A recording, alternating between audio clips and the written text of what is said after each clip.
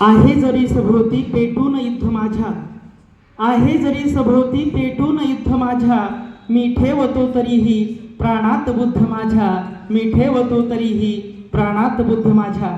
सर्वप्रथम जगाला शांती आणि क्रांतीचा संदेश देणारे तथागत भगवान गौतम बुद्ध पारतंत्र्याच्या परिस्थितीत देखील स्वतःच्या रक्ताचा अभिषेक करून ज्यांनी स्वातंत्र्याचं आणि हिंदवी स्वराज्याचं पहिलं पुष्प आपल्या मातेच्या चरणी अर्पण केलं, असे जगातील सर्वोत्तम राजे छत्रपती शिवाजी महाराज, ज्यांनी केवळ या देशाला घटनाच दिली नाही तर तमाम बहुजनांना जगण्यासाठीचं बळ दिलं, ते भारतीय राज्यघटनेचे शिल्पकार महामानव विश्ववंदनीय भारतरत्न डॉक्टर बाबासाहेब आंबेडकर, ज्यांनी या समाजालाच आपला पत्य मानलं, ते महान दाम्पत्य आणि स्त्रियांच्या काळोखमय जीवनामध्ये ज्यांनी शिक्षणरूपी ज्योत पेटवली, ते क्रांतीसूर्य महात्मा ज्योतिबा फुले, सावित्रीमाई फुले, ज्यांच्या वाट्याला केवळ 2 दिवसाची शाळा आली परंतु ज्यांच्या साहित्यावर अनेकांनी PhD लिहिली, ते थोर साहित्यिक लोकशाहीर साहित्यरत्न अण्णाभाऊ साठे, ज्यांनी ज्या समाजाला जिवंतपणे व्रत ठेवलं, त्याच समाजातून पुढे येत क्रांतीची मशाल पेटवणारे आद्य क्रांतीवीर विमाजी नाईक,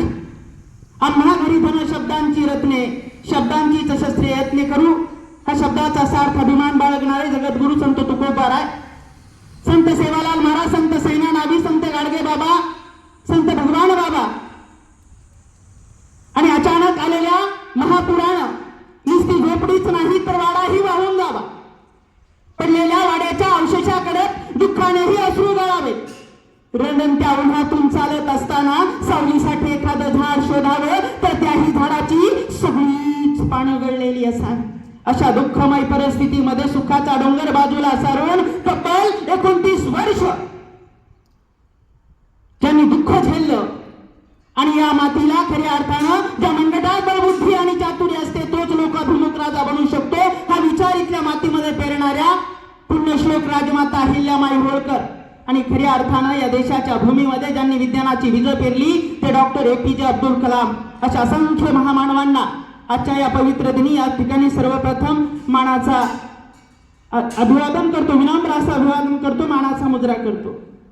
आदरणीय व्यासपीठ आणि या व्यासपीठ मंचावर विराजमान असलेले आय कॅन डू, मी करू शकतो, ही ऊर्जा, ही उर्मी सतत आमच्यामध्ये भरण्याचं काम जे करतायत, असं एक आदर्श व्यक्तिमत्व, या आदर्श ग्रुप ऑफ एज्युकेशनचे संस्थापक अध्यक्ष आदरणीय अशोक भाऊ लांडे सर. आई खरंच काय असते, गोठ्यातली गाय असते.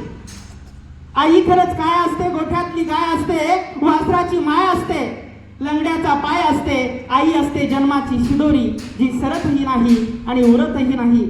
अशी आईची छत्रछाया घेऊन आमच्यामध्ये वावरणाऱ्या, आईचं प्रेम तुम्हा आम्हा सर्वांना देणाऱ्या आणि आमच्यामध्ये सतत वावरत असणाऱ्या आपल्या आदर्श ग्रुप ऑफ एज्युकेशनच्या सेक्रेटरी मॅम सुशीलाताई लांडे मॅडम, त्याचबरोबर तत्परता काय असते ही ज्यांच्या कामामधून सतत आम्हाला दिसते, असे शिस्तप्रिय प्रिन्सिपल आदरणीय जोसेफ सर, त्याचबरोबर ज्यांच्या खांद्यावरती 350 विद्यार्थ्यांचं पालकत्व या ठिकाणी ज्यांनी स्वीकारलेलं आहे, त्या हॉस्टेलच्या अधीक्षका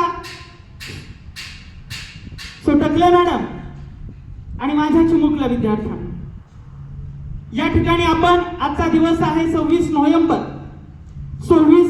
1939 रोजी भारतरत्न डॉक्टर बाबासाहेब आंबेडकर यांनी लिखित केलेलं जे संविधान आहे ते संविधान सभेमध्ये मांडण्यात आलं आणि खऱ्या अर्थानं माणसाला संविधान दिनाचा जर उल्लेख, व्याख्या जर करायची असेल तर खऱ्या अर्थानं माणसाला माणूस म्हणून जगण्याचा अधिकार ज्या दिवशी मिळाला तो दिवस म्हणजे संविधान दिवस आहे.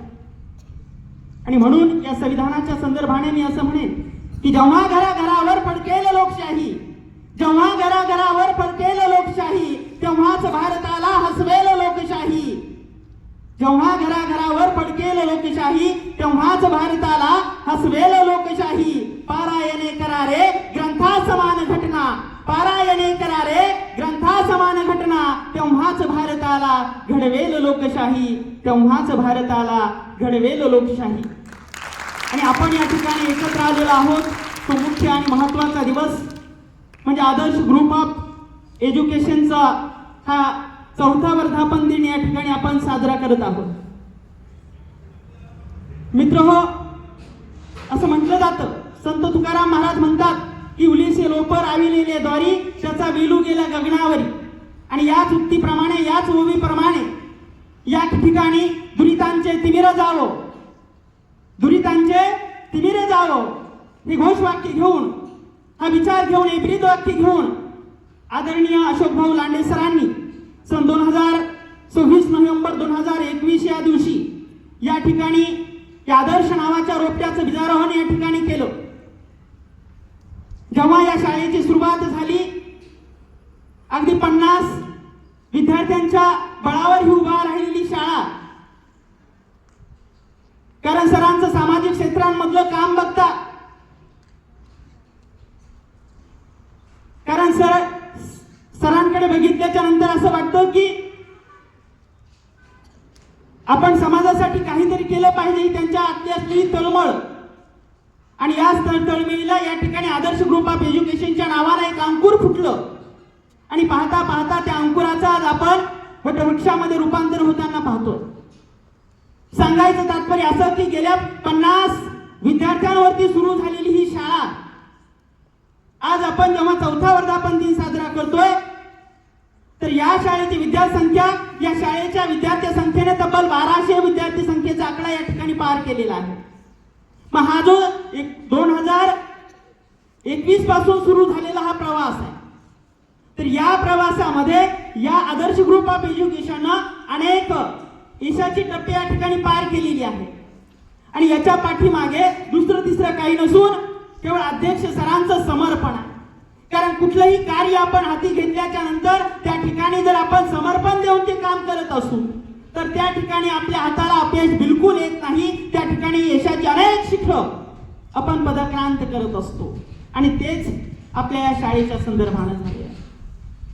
कारण एक कवी असं म्हणतो, जीवन कळते जगणाऱ्याला बघणाऱ्याला नाही, जीवन कळते जगणाऱ्याला बघणाऱ्याला नाही, विस्तव कळतो जळणाऱ्याला पळणाऱ्याला नाही. वेल म्हणाली कळी सवाई, वेल म्हणाली कळी सवाई, इतके असू दे ध्यानी, लाख दिवाने फुलणाऱ्याला कळणाऱ्याला नाही. जात्यामध्ये जीव देवणी, जात्यामध्ये जीव देवणी, घासमुखी जो देतो, जीवन कळले त्या दाण्याला दळणाऱ्याला नाही, जीवन कळले त्या दाण्याला दळणाऱ्याला नाही. म्हणजे अशा समर्पणाच्या भूमिकेतून या ठिकाणी सर सतत अहोरात्र या ठिकाणी या शिक्षण संस्थेला नावारूपाला आणण्यासाठी मेहनत घेत आहे. आणि याचं तात्पर्य असं झालं की अंबड शहरामध्ये असंख्य शाळा आहेत, अनेक शाळा आहेत, परंतु अंबड शहरामध्ये आदर्श नावाचा दबदबा आहे. आदर्श नावाचा एक आगळा वेगळा दबदबा आहे. याचं कारण असं आहे की आपल्या शाळेचं वय हे केवळ 4 वर्षाचं आहे, 3.5 वर्षाचं आहे. आणि ज्या बाकीच्या शाळेत त्यांना 10 वर्ष झाली, 20 वर्ष झाली, हे सगळं झालं, परंतु एवढ्या लवकर हा दबदबा का निर्माण झाला? कारण या ठिकाणी काम करणारा प्रत्येक व्यक्ती, मग तो विद्यार्थी असेल, या शाळेचा चतुर्थ कर्मचारी असेल, किंवा आमचे सगळे कर्मचारी असेल, किंवा सर असतील, तर या ठिकाणी काम करत असताना त्यांच्या कामामध्ये मोठ्या प्रमाणात समर्पण आहे. या ठिकाणी आम्ही सगळेजण काम करतोय, हे आपलं म्हणून करत नाही, तर माझं म्हणून करतोय. आणि म्हणूनच तर सन 2023 या साली संपूर्ण जिल्ह्याभरामधून आपल्या या शाळेला नृत्य स्पर्धेमध्ये प्रथम क्रमांक मिळवला. हे शाळेचं पहिलं यश. त्याचबरोबर तालुका स्तरावर होणारे वक्तृत्व स्पर्धा असतील, या स्पर्धेमध्ये डझनभर लेकरं हे त्यांचे नंबर या ठिकाणी आपल्या शाळेचे आलेले आहेत. त्याचबरोबर स्कॉलरशिप असेल, मंथन असेल, भूमी बाबा असेल, अशा विविध परीक्षांमध्ये नवे लष्कराची जी परीक्षा आहे त्याच्यामध्येही आपल्या शाळेचा एक विद्यार्थी गरजे नावाचा तोही त्या ठिकाणी पात्र झाला होता. म्हणजे असे कितीतरी यश या मागच्या 4 वर्षामध्ये आपल्या शाळेने या ठिकाणी कमवलेले आहेत.